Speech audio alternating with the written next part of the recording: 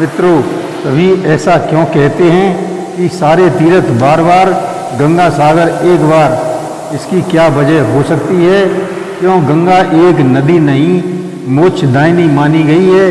गंगा सागर जहाँ गंगा समुद्र में मिलती है, उसे एक महान तीर्थ क्यों कहा गया है? इसके पीछे एक प्राचीन और बहुत अद्भुत कथा छिपी है, जिसके बारे में बहुत कम लोग जानते हैं। इस वीडियो में गंगा सागर तीर्थ के साथ साथ इस कहावत के सारे तीर्थ बार बार, गंगा सागर एक बार के पीछे छिपे रहस्य को भी उजागर करेंगे। ऐसा माना जाता है कि इस पौराणिक कहानी को सुनने से भक्तों की सभी मनोकामनाएं पूर्ण होती हैं। इसलिए इस वीडियो को अंत तक देखें तथा सब्सक्राइब व कमेंट करके बेल आइकन जरूर दबाएं, जिससे हम आपको अच्छी कहानियां सुना सकें। धन्यवाद। नमस्कार, मैं रणवीर सिंह लोटस एंटरटेनमेंट में आपका हार्दिक स्वागत करता हूं। मित्रों, गंगा सागर भारत के तीर्थों में एक महातीर्थ माना जाता है, क्योंकि यही वो पवित्र स्थान है जहां गंगा मैया सागर से मिलती हैं। माना जाता है कि इसी स्थान पर राजा सगर के 60,000 पुत्रों को मुक्ति मिली थी। यहाँ मकर संक्रांति के अवसर पर एक विशाल मेले का आयोजन किया जाता है, जहाँ लाखों श्रद्धालु गंगा स्नान के लिए एकत्रित होते हैं। मान्यता है कि इस दिन गंगा स्नान करने से 100 अश्वमेध यज्ञ के बराबर फल प्राप्त होता है। भारत की नदियों में सबसे पवित्र मानी जाने वाली गंगा नदी कई राज्यों में होती हुई पश्चिमी बंगाल पहुंचती है, जहां वह सागर में विलीन हो जाती है। गंगा और सागर के इस स्थल को कोई ही पावन गंगा सागर कहते हैं। इसे सागर द्वीप भी कहा जाता है और ये भारत में आयोजित होने वाले मेलों में से सबसे बड़ा मेला है। गंगा सागर मेला सदियों से विख्यात है। हिंदू धर्म इस पवित्र धाम का उल्लेख मोक्ष धाम के रूप में भी करता है, जहां स्नान व दर्शन से मुक्ति प्राप्त होती है। दुनिया भर के लाखों श्रद्धालु मोक्ष की कामना लेकर यहाँ आते हैं और सागर संगम पर पुण्य की डुबकी लगाते हैं। पश्चिमी बंगाल के दक्षिण 24 परगना जिले में स्थित पवित्र तीर्थ स्थल पर कपिल मुनि का प्रसिद्ध मंदिर भी है। कपिल मुनि ने भगवान राम के पूर्वज और इक्ष्वाकु वंश के राजा सगर के 60,000 पुत्रों का उद्धार किया था। मान्यता है कि मकर संक्रांति पर गंगा सागर में स्नान करने से मोक्ष का मार्ग प्रशस्त होता है और यही तीर्थ यात्रा सैकड़ों तीर्थ यात्रा के बराबर पुण्य प्रदान करती है। कहा जाता है कि गंगा सागर की यात्रा हर कोई पूरा नहीं कर पाता, इसलिए ये कहावत प्रचलित है कि सारे तीर्थ बार बार और गंगा सागर एक बार।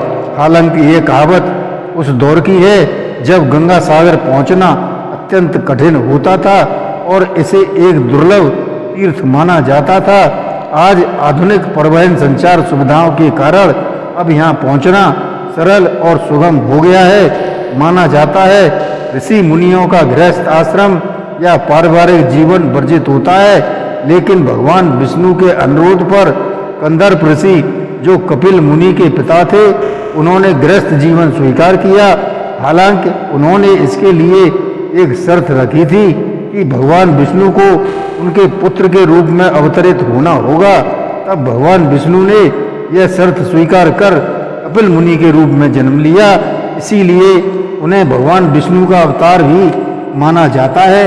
आगे चलकर कपिल मुनि ने गंगा सागर पर अपना आश्रम स्थापित किया और घोर तपस्या करने लगे। इसी दौरान राजा सगर ने अश्वमेध यज्ञ का आयोजन किया। इस यज्ञ की परंपरा के अनुसार यज्ञ के अश्वों को छोड़ दिया गया, जो विभिन्न दिशाओं के राज्यों से होकर गुजरने लगे। प्रथा के अनुसार जिस राज्य से ये अश्व गुजरते, उस राज्य के राजा को सगर की अधीनता स्वीकार करनी पड़ती थी। जो भी राजा इन घोड़ों को रोकता, उसे युद्ध के लिए तैयार रहना होता था। राजा सगर ने इन अश्वों की रक्षा के लिए अपने 60,000 पुत्रों को भेजा, लेकिन अचानक एक यज्ञ का अश्वमेध गायब हो गया। तब सगर पुत्रों ने खोज की तो वह अश्व कपिल मुनि के आश्रम में मिला। यह देखकर सगर पुत्र क्रोधित हो गए और साधना में लीन कपिल मुनि को अपशब्द कहने लगे।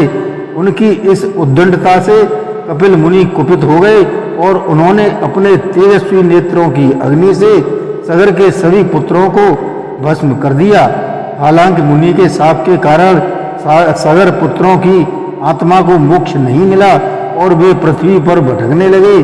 कई वर्षों के बाद राजा सगर के वंशज राजा भगीरथ अपने पूर्वजों की आत्मा को मोक्ष दिलाने के उद्देश्य से कपिल मुनि से क्षमा याचना करने पहुंचे। राजा भगीरथ की भक्ति भावना और समर्पण से प्रसन्न होकर कपिल मुनि ने उन्हें एक उपाय बताया और कहा, सगर पुत्रों को मोक्ष सिर्फ गंगा जल के स्पर्श से ही हो सकता है। राजा भगीरथ ने अपने कठिन तप और साधना से मकर संक्रांति के दिन गंगा को पृथ्वी पर अवतरित किया। गंगा जल के पवित्र स्पर्श से राजा सगर के 60,000 पुत्रों को मोक्ष और शांति प्राप्त हुई, जिससे यह स्थान गंगा सागर कहलाया और तभी से यहाँ स्नान का विशेष महत्व माना जाता है। पश्चिम बंगाल के गंगा सागर में मेला सभी मेलों से बड़ा और एक धार्मिक मेला माना जाता है। यह मेला फूली नदी के तट पर उस स्थान में आयोजित किया जाता है जहां गंगा बंगाल की खाड़ी में समाहित होती है। इसी कारण इस मेले को गंगा सागर का मेला कहा जाता है। यह विक्रम वर्ष के अनुसार पौष मास के अंतिम दिन आयोजित होता है। यह दिन मकर संक्रांति का होता है, जब सूर्य मकर राशि में प्रवेश करता है। सुंदर वन के निकट होने के कारण हर वर्ष मेले को कई प्राकृतिक चुनौतियों का भी सामना करना पड़ता है। तूफान, विषम लहरों और प्राकृतिक परिस्थितियों के कारण मेले में बाधाएं उत्पन्न होती हैं, लेकिन श्रद्धा और भक्ति के आगे यह सभी बाधाएं नगण्य हो जाती हैं। गंगा के सागर से मिलने के इस पावन स्थल पर स्नान करना अत्यंत पवित्र और शुभ माना जाता है। संगम स्थल पर नारियल और यज्ञोपवीत से पूजा करते हैं। साथ ही समुद्र में अपने पितरों का पिंडदान व जल अर्पित करते हैं, जो अत्यंत शुभ माना जाता है। शास्त्रों में गंगा सागर का दान व स्नान विस्तार से बताया गया है।